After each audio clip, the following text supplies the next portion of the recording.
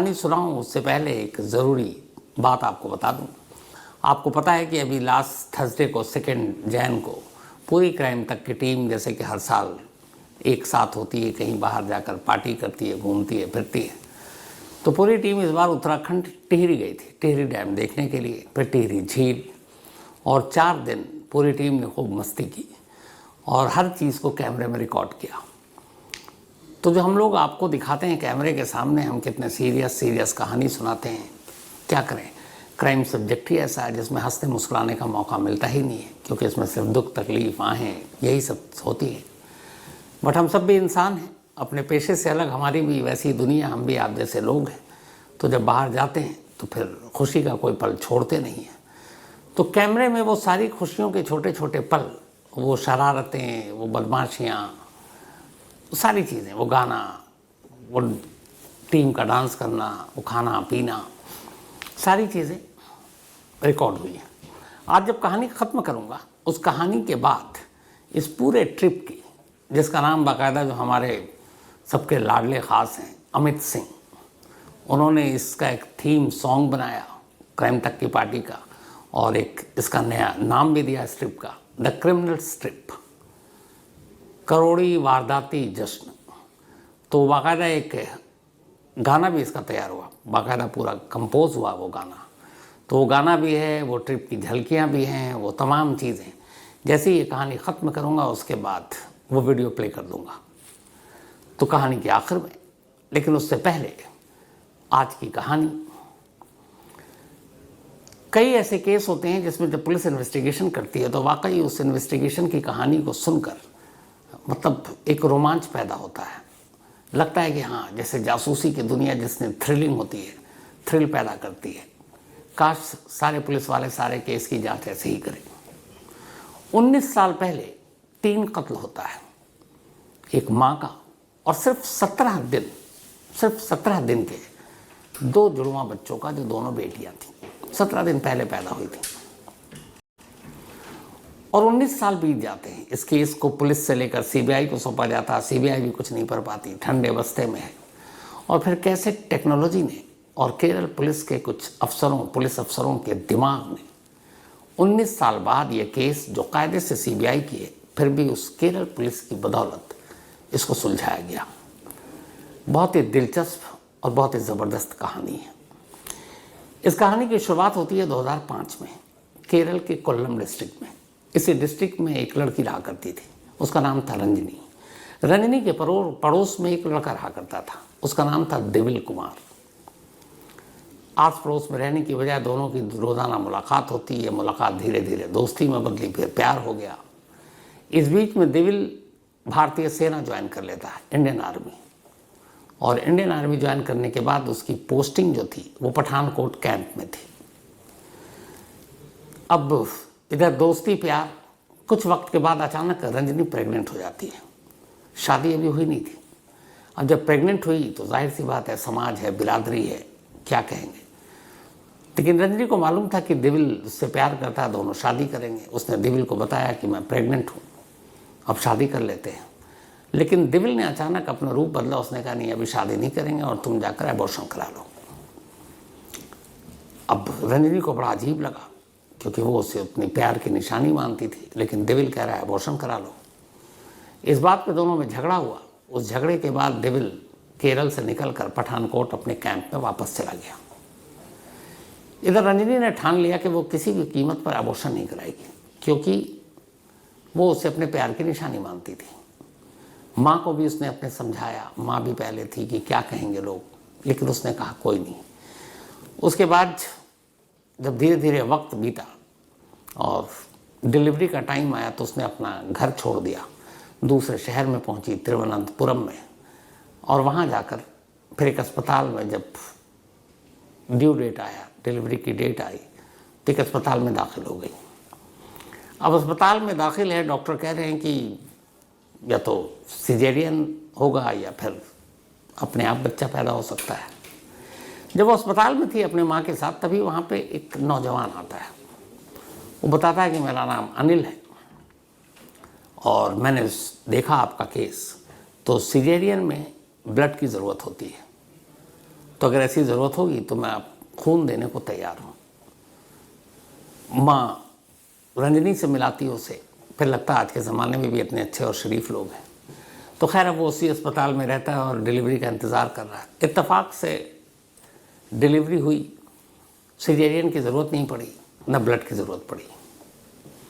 तो अनिल से कोई एहसान नहीं लिया, लेकिन अनिल फिर भी वहाँ लगातार अस्पताल में रहता और रंजनी और उसकी माँ की तीमारदारी करता।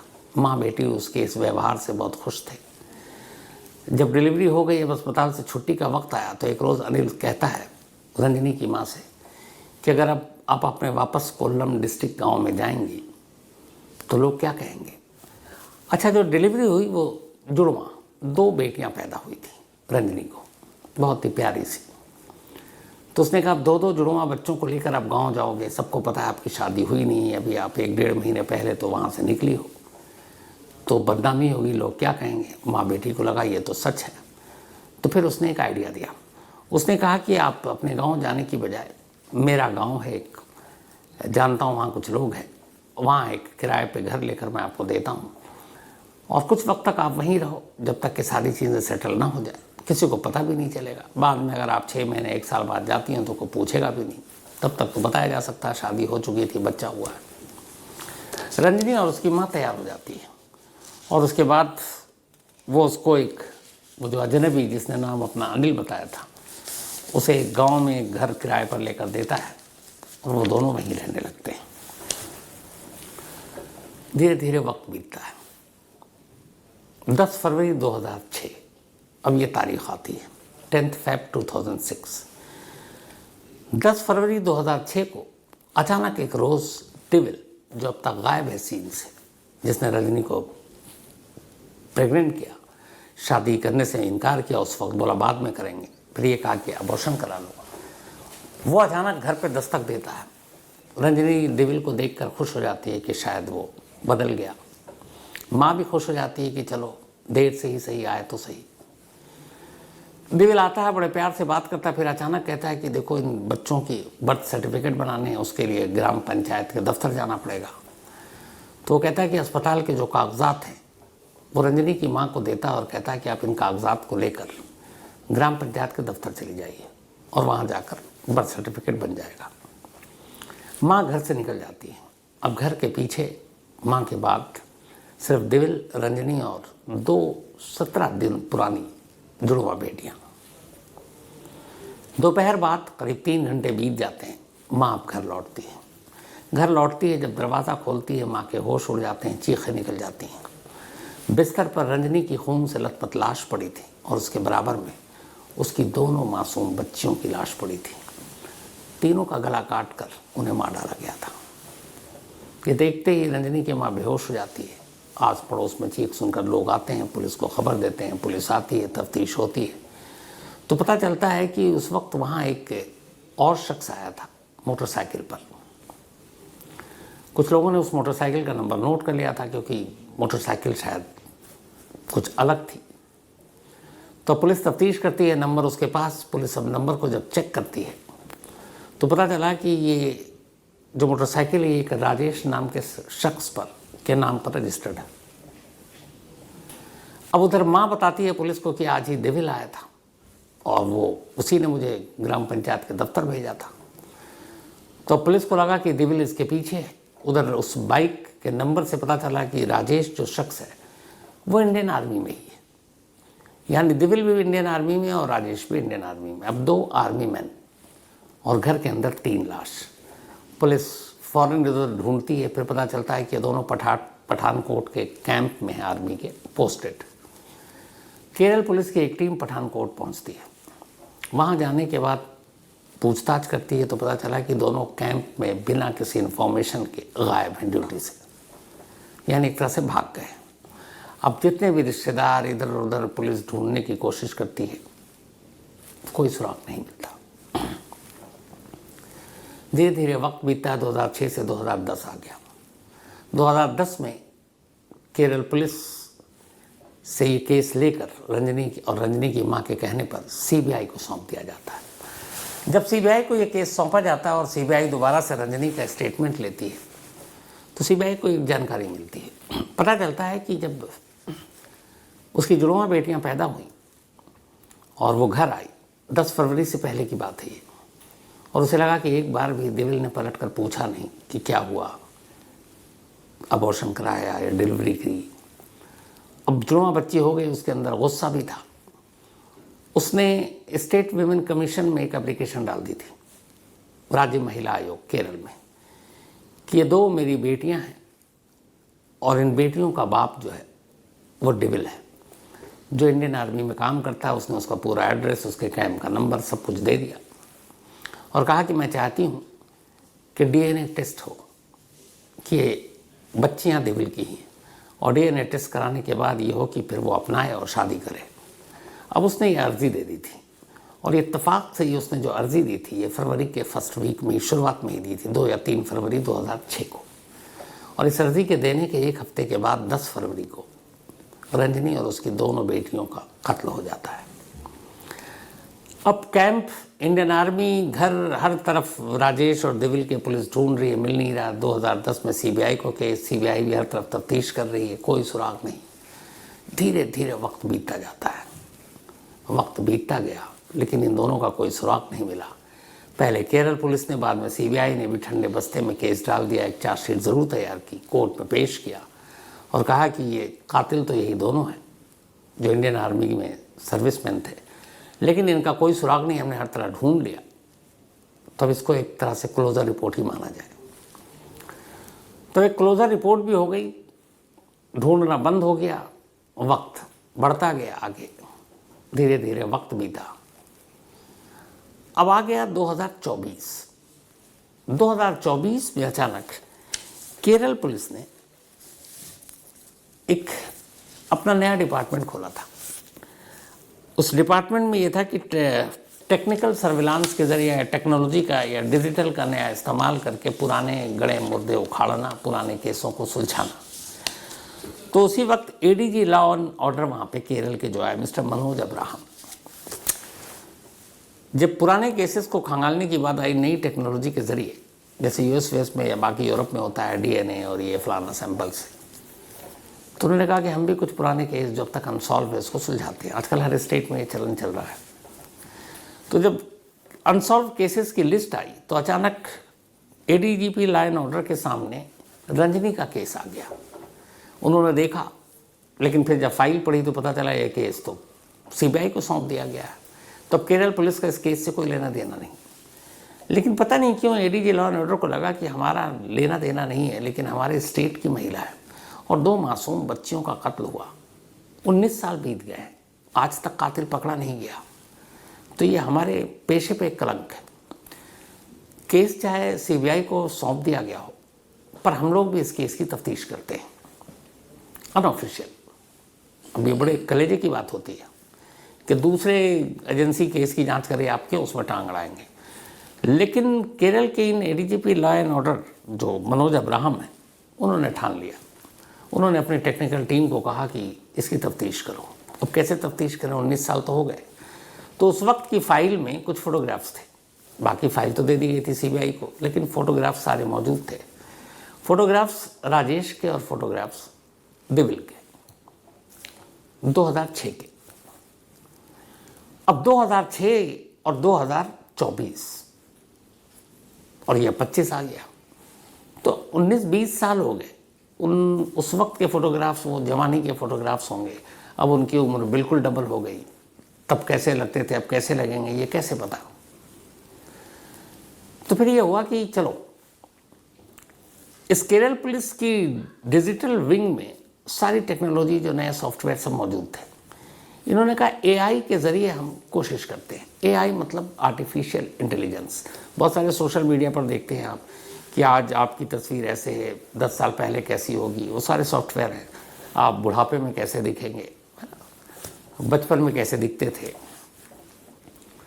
तो अब इन दोनों राजेश और देविल की तस्वीर केरल पुलिस के पास, उनके डिजिटल विंग ने अब उन तस्वीरों को एआई के ज़रिए, आर्टिफिशियल इंटेलिजेंस टूल्स के ज़रिए अलग अलग रंग रूप देना शुरू किया कि अगर उस वक्त 30 साल की उम्र में ये ऐसा था तो 50 साल की उम्र में इस वक्त कैसा दिखता होगा। तो उनके चेहरे की बनावट और उस वक्त के उनके हेयर स्टाइल को देखते हुए उस हेयर स्टाइल से थोड़ा डिफरेंट, कहीं गंजा कहीं कुछ और, हर चीज़ मूछ के साथ, दाढ़ी के साथ, बिना मूछ दाढ़ी के, बिल्कुल बाल नहीं सर पे, या अलग अलग हेयर स्टाइल, इन सारी चीज़ों को लेके और उनके चेहरे के बदलाव के हिसाब से अब AI से तस्वीरें बनानी शुरू, तस्वीरें बननी शुरू हुई। उसका जब ये तस्वीरें बनी तब उन्होंने क्या किया कि जो सोशल मीडिया है, जितने भी फेसबुक से लेके बाकी, उन तस्वीरों को अब सोशल मीडिया पर मौजूद तस्वीरों से मिलान करना शुरू किया उन लोगों के साथ जो केरल के थे, क्योंकि वैसे तो हिंदुस्तान में हम वैसे ही इतनी बड़ी आबादी है, तो केरल के लोगों की मिलाना शुरू किया।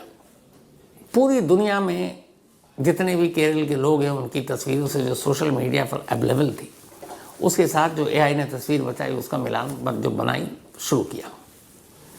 धीरे धीरे मिलान होती गई, कोई 10% मैच करता, कोई 20%, कोई 30%, लंबा वक्त बीता। लेकिन फिर एक रोज़ अचानक अभी दिसंबर में एक बड़ी कामयाबी मिली, जस्ट 15 दिन पुरानी बात है। फेसबुक पे एक कपल की तस्वीर थी शादी की, और शादी के दिन की ही तस्वीर थी दूल्हा दुल्हन के तौर पर, वो भी कैंडललाइट थे, और वो तस्वीर दुल्हन ने फेसबुक पे अपलोड किया था अपने पति के साथ। अब जब उस तस्वीर को देखा गया और जो AI ने तस्वीर बनाई थी उन दोनों को मैच किया गया, तो ये पहली तस्वीर थी जो 90% मैच कर गई। अभी तक 10, 20, 30, 40 मैच कर रहा था, ये तस्वीर 90% मैच कर गई। अब जैसे ही 90% मैच की, जो केरल पुलिस है उसकी खुशी का ठिकाना नहीं। उन्होंने अब उस प्रोफाइल पर जाकर उसकी डिटेल निकालनी शुरू की। जब डिटेल निकाली तो पता चला कि ये जो तस्वीर है ये पुडुचेरी में रहने वाले एक कपल की है, लेकिन जिसकी तस्वीर है उसने अपना नाम प्रवीण कुमार रखा हुआ फेसबुक पर, प्रवीण कुमार के नाम के। तो पहले धक्का लगा कि हम तो ढूंढ रहे हैं राजेश और दिविल को, ये प्रवीण कुमार नाम का है, पता नहीं होगा भी कि नहीं। लेकिन 90% मैच था, इसलिए केरल पुलिस ने कोई रिस्क नहीं लिया, फ़ौरन एक टीम पुडुचेरी भेज दी। अब पुडुचेरी में जाने के बाद पुलिस ने तहकीकात शुरू की, उस घर तक पहुंची जिस घर ने सोशल मीडिया पर यह तस्वीर डाली थी, क्योंकि उनके ईमेल ID, फ़ोन नंबर, बहुत सारी चीज़ें अवेलेबल थी, तो बहुत मुश्किल भी नहीं हुई। वहाँ जाने के बाद अब पुलिस की टीम सादी वर्दी में घर पर नज़र रख रही है। फिर एक रोज़ अचानक उस घर से एक शख्स दिखाई दिया, जो फेसबुक की तस्वीर थी, जो आर्टिफिशियल इंटेलिजेंस से केरल पुलिस ने बनाई थी, और जो पुरानी फाइल 19 साल पहले की तस्वीर थी, उन सबको देखकर पुलिस ने अंदाज़ा लगाया कि ठीक यही नैन नक्श वाला शख्स है। लेकिन ये दिविल नहीं है, ये राजेश, जिसने फेसबुक पे अपना नाम जो है वो प्रवीण कुमार रखा हुआ है। तब जब ये हो गया तो अचानक एक पुलिस वाला आवाज़ देता है उसके असली नाम से, राजेश, और वो पलट पड़ता है। जैसे ही पलटता है पुलिस को यकीन हो गया। इसके बाद अब राजेश पुलिस के शिकंजे में, पुलिस उससे पूछताछ करती है। पूछताछ के बाद थोड़ी ही देर के बाद, उसी दिन सेम डे, और ये बात है 4 जनवरी की, यानी कि आज से 5 दिन पहले की, 4 जनवरी 2025, 4 जनवरी की बात है। राजेश अब शिकंजे में, राजेश से पूछताछ हुई और 4 जनवरी की शाम होते होते अब उसी पुडुचेरी में असली कातिल भी पुलिस के सामने था, और वो था दिविल। अब दोनों गिरफ्त में थे, उनको पकड़ कर लाया गया केरल। केरल में पूछताछ हुई तो पता चला कि इन दोनों ने आर्मी से भागने के बाद अपनी हर निशानी मिटा दी, फैमिली से कांटेक्ट छोड़ दिया, और फिर ऐसी जगह की तलाश में लग गए जहाँ तक पुलिस पहुँचे नहीं। फिर इन्हें पुडुचेरी का ख्याल आया, क्योंकि वहाँ कभी ये जा चुके थे। उन्हें लगा कि यहाँ पुलिस पहुँचेगी नहीं, और वहीं चले गए। अब वो अपना हुलिया बदल कर रहने लगे। फिर धीरे धीरे दोनों ने वहीं अपना घर बसाया। दोनों दोस्त थे और दोनों ने ही एक स्कूल की 2 स्कूल टीचर से शादी कर ली। दोनों भी टीचर थी, और ये दोनों वहाँ पर इंटीरियर डिज़ाइनर का काम करने लगे। तो इंटीरियर डिज़ाइनर का काम करके ठीक ठाक अपने पैसे कमा रहे हैं। दोनों पत्नियां स्कूल टीचर, घर ठीक ठाक चल रहा है, पुरानी चीज़ें भूल गए, नाम वाम बदल लिया। जो राजेश था उसने अपना नाम प्रवीण कुमार रख लिया, और जो दिविल कुमार था उसने अपना नाम विष्णु कुमार रख लिया था। अब 5 दिन पहले दोनों पकड़े गए। इस वक्त केरल पुलिस की हिरासत में है। 3 कत्ल और इंडियन आर्मी के ये 2 दोस्त। बेशक 19 साल बीत गए, लेकिन कानून ने अपना काम किया। केरल पुलिस ने यह किया कि जब तस्वीर बनाई और मैच कर गया तो उन्हें भी पता था कि यह केस सीबीआई का है। उन्होंने सीबीआई की ब्रांच को वहाँ लोकल इन्फॉर्मेशन दी कि ये है, और हम उस तक पहुँच गए और इन दोनों को सीबीआई की कस्टडी में दे दिया, क्योंकि ये केस सीबीआई के पास है। अब सीबीआई इस मामले में चार्जशीट दाखिल करेगी। बेशक 19 साल बीत गए, लेकिन रंजनी को इंसाफ मिला। उन दोनों बच्चियों की तस्वीरें केरल के हर अखबार में, हर रीजनल चैनल पर चला, और उन्हें देखकर हर कोई मतलब अफसोस में था कि 17 दिन की 2 जुड़वा बेटियों को उसी का बाप कैसे मार सकता है। लेकिन ये हुआ, और कमाल है केरल पुलिस, और कमाल है केरल पुलिस की उस डिजिटल या टेक्निकल विंग की, जिसको लीड कर रहे थे एडीजी लॉ एंड ऑर्डर, जिनकी वजह से ये केस सुलझा। तो एक टेक्नोलॉजी के 2 रूप होते हैं, एक जिसका गलत इस्तेमाल और गलत चीज़ें, और एक उसका सही इस्तेमाल। आर्टिफिशियल इंटेलिजेंस ने शायद देश में ये पहला केस सॉल्व किया है। 19 साल पुराना, जिसको ठंडे बस्ते में डाल दिया गया था, वो केस सुलझ गया। तो सैल्यूट केरल पुलिस को, जिसने एक भुला दिए गए केस को जिंदा किया और